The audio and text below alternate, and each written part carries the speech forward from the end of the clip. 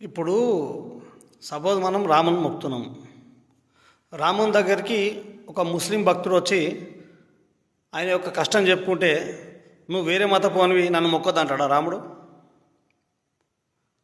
అలాగే ముస్లిం భగవానుడు ఉన్నాడు, ఒక కష్టం చెప్పుకున్నాడు అనుకోండి, నువ్వు హిందూ భక్తుని నా దగ్గర రావద్దంటాడా దేవుడు? జీససే ఉన్నాడు అనుకో, ఒక కష్టం చెప్పుకుంటాడు భక్తుడు, నువ్వు నన్ను మొక్కొద్దు, నువ్వు వేరే మతపోని అంటాడా?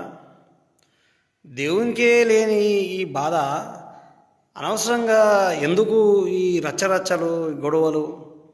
దేవుడు అనేటోడు అందరికీ దేవుడు, ప్రతి కష్టం ఉన్నోనికి ప్రతి ఒక్కరికి దేవుడు. కష్టమున్న ప్రతి ఒక్కడు దేవునికి చెప్పుకోవచ్చు.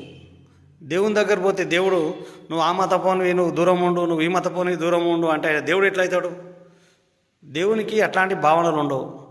అనవసరంగా ఈ మధ్యలో ఉన్న మన మానవాళియే ఈ యొక్క దుష్ప్రచారాలు చేసి ఆ దేవుని మధ్యలో అంతరాలు సృష్టిస్తున్నారు.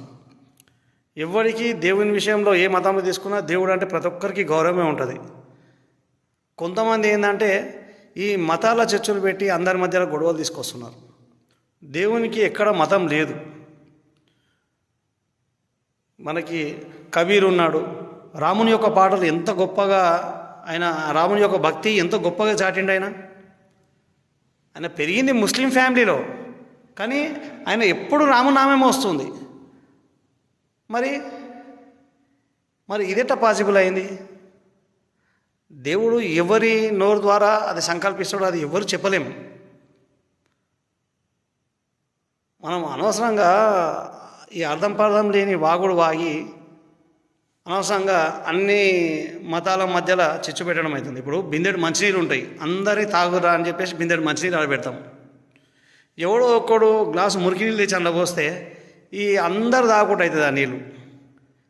ఎవడో ఒక్కడు ఒక గ్లాసు మురికి నీళ్ళు తెచ్చి ఆ బిందె నిండా నీళ్ళలో మంచిగా అందరు తాగాలని మనం మంచిగా ఆడబెడితే ఒక్కటి తెచ్చి అలా మురికి నీళ్ళు పోస్తే నీళ్ళు మొత్తం మురికి అయిపోతాయి. అట్లనే అందరూ దేవుడిని మొక్కుతూ మంచిగా జీవితం జీవిస్తున్నారు. ఎవడో ఒక్కడు ఏం చేస్తాడంటే మీ దేవుడు ఇట్లా అని ఒక చిన్న మురికి నీళ్ళ గ్లాస్ తెచ్చి ఆ మంచి నీళ్ళలో పోస్తాడు. ఈ అందరి మనసు లోపల కొంచెం కల్మషం స్టార్ట్ చేస్తాడు. ఫస్ట్ ఆ ఒక్కని మనం పక్కకు పెట్టినామనుకోండి, ఆ బిందె నీళ్ళు అందరు తాగొచ్చు. అలాంటి వాళ్ళని గ్రహించండి, అలాంటి మూర్ఖులను గ్రహించండి.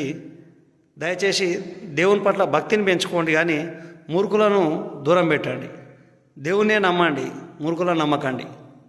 సాయి బాబాకి జై.